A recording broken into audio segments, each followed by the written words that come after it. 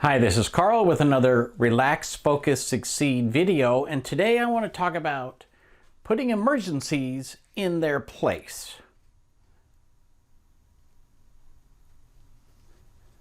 One of my employees, my community manager, is going to Costa Rica to be a chaperone for some kids who are going down there on a school trip.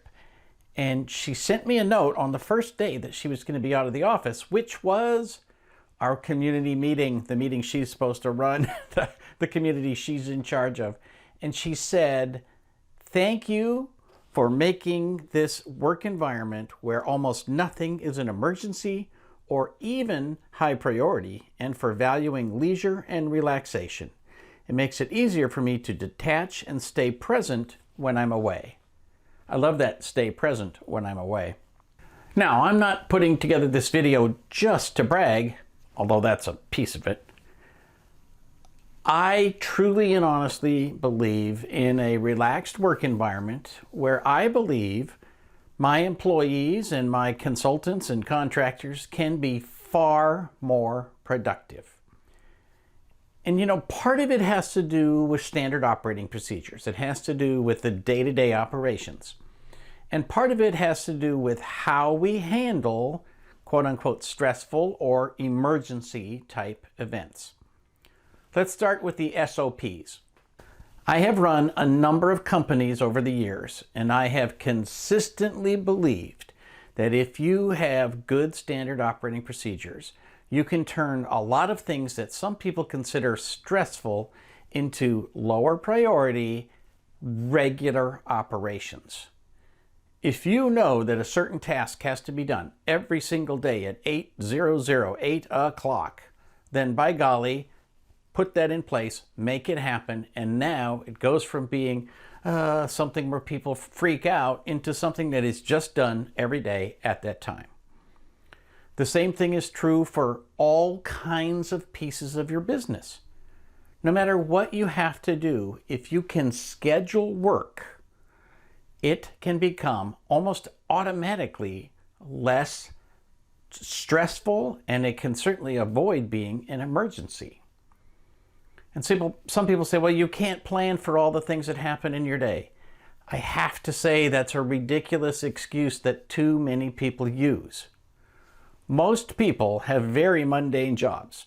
And even if it's exciting and things change all the time, it's still the same job day after day, week after week, month after month, year after year. My jobs, the businesses I've owned, have been mostly service focused. So it's been IT service delivery or sales delivery or processing information on a specific schedule, no matter how much or how little information there is. Right? It's something that's a little bit different every single day, but day in and day out, there is a big picture that is the same. There's a big picture that says, no matter how big it is, we're going to process this information. No matter how big it is, we have to deliver these certain things. No matter how big it is, we have to make sure that the orders get processed, that things get delivered. So no matter what the job is, there is a big picture that you can define, you can put lines around, and you know what the minimums and the maximums, and you know what the time frames are, and you can structure it. And too many people spend their time whining because they haven't taken the effort to turn daily operations into standard operations. And as a result, they act as if every day is different. Oh my gosh, the sun came up. Oh no, the sun is going down. Guess what? That happens every day. You can plan for it. We can actually, if you think about it, we can plan for emergencies. You know what you're going to do in a fire. You know where you're going to go and what you're going to do, what's the first thing and what's the second thing. Now, if you live in a place where they have hurricanes, you know what you're going to do in a hurricane. If you live in a place where there are earthquakes, you know what you're going to do if there's an earthquake. If you live in a place where there's typhoons, you know what you're going to do if there's a typhoon. You can plan for everything if you put a little energy into it. Which means you can certainly plan what tomorrow's going to look like, and the next day, and the next day. Now, the reason I bring all this up in terms of employees and contractors is that as the person who sets the schedule, you can literally say, it's got to be done within this time frame, instead of saying it's got to be done on this day at this minute. If you give people a little bit of leeway, what you find is that they're very competent.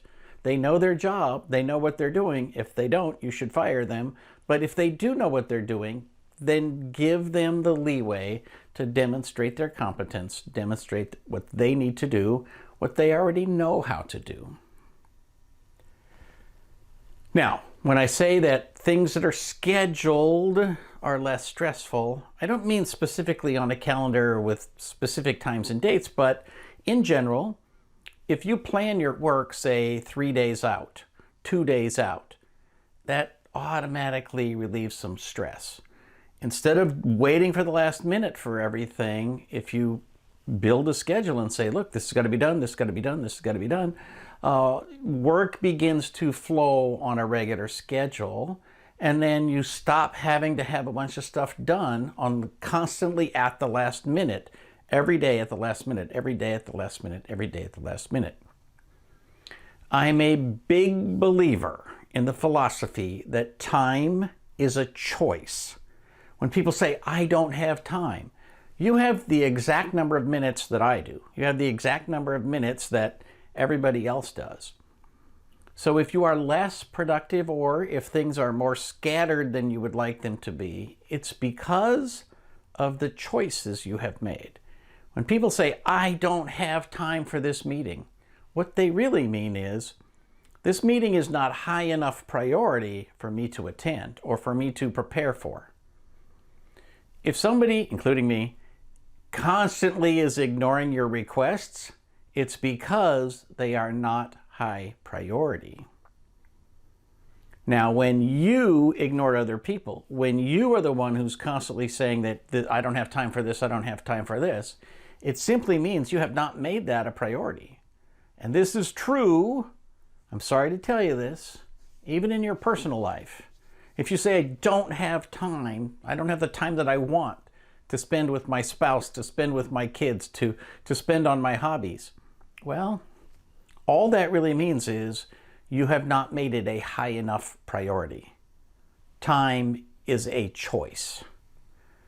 So when you choose to make things high enough priority, you will have time for them. If you design your workload, whether you're the boss or the employee, if you design your workload to be stressful, to get things done at the last minute, then that's what you will have. You get to make that choice. And many, many people say, oh, no, you don't understand. My job is different than that.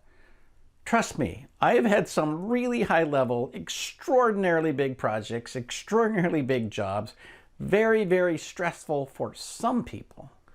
And I have turned them into standard operating procedures. I have turned them into predictable jobs that people enjoy going to.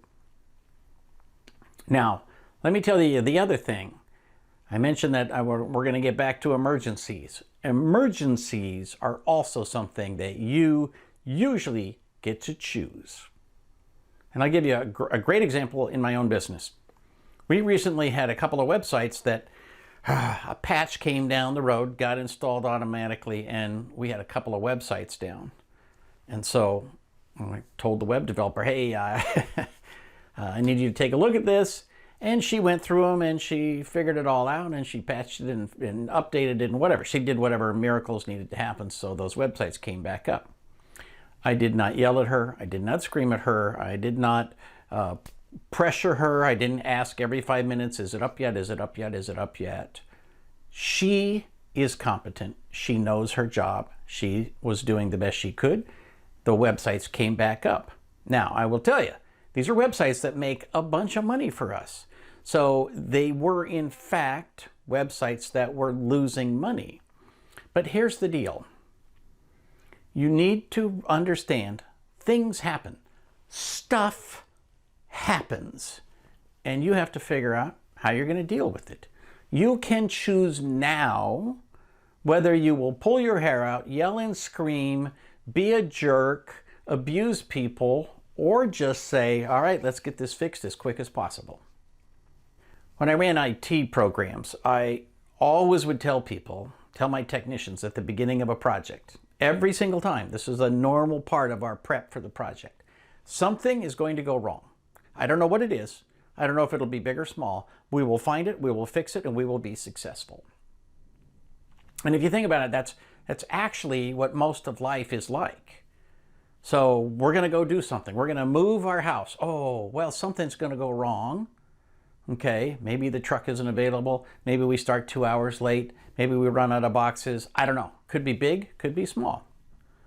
I've had technology projects where the server did not show up at the last minute. Okay, here we go. This is it, right?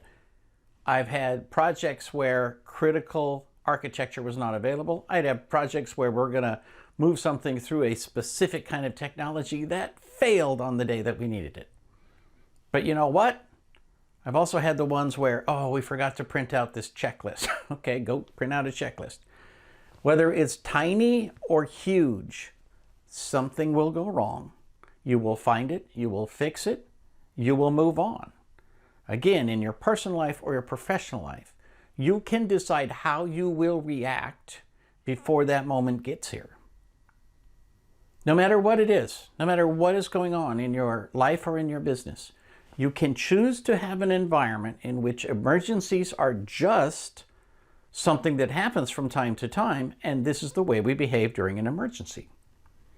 Now, in my company, I am willing to say that having good relationships inside my company and between my company and other companies is so important that I will not be a jerk. I will not yell and scream. I will not put pressure on people. I will not treat people like garbage because we're losing money. It's far more important for me to have clients who want to work with us, who enjoy working with us, who are never going to leave us. It's far more important for me to have employees who love working here, who enjoy working with each other, enjoy working with me, enjoy working on our projects, and know that they can take a day off and the world, as we know it, will not come to an end. You get to choose the environments in which you work. And when people say, that's not true, you don't understand, I'm just telling you, it is always true. You can always find another job. You were looking for a job when you found this one, and you will find another one. Assuming you're good at what you do, and if you're not, you need to go to training, you will find a job. You will be able to find a place where you can work, where you are not poorly treated, where you are not abused. And if you are the one creating the environment, you can create an environment where people want to go to work, where people enjoy going to work. It makes everybody's stress go down, which makes everybody a little more creative, a little more productive, and a lot happier. So think about the big picture of where you work and what you want that work environment to look like. And stop using the excuse that you don't have any control and there's nothing you can do about it. That is almost never true. You are choosing to be in an environment where you can work a certain way. And if you want to work a different way, you have to choose to make that move as well. Comments, questions, disagree, agree, whatever. Put comments down below. I'd be happy to have them. For Relax, Focus, Succeed, this is Karl Palachuk, wishing you the best of luck in everything you do.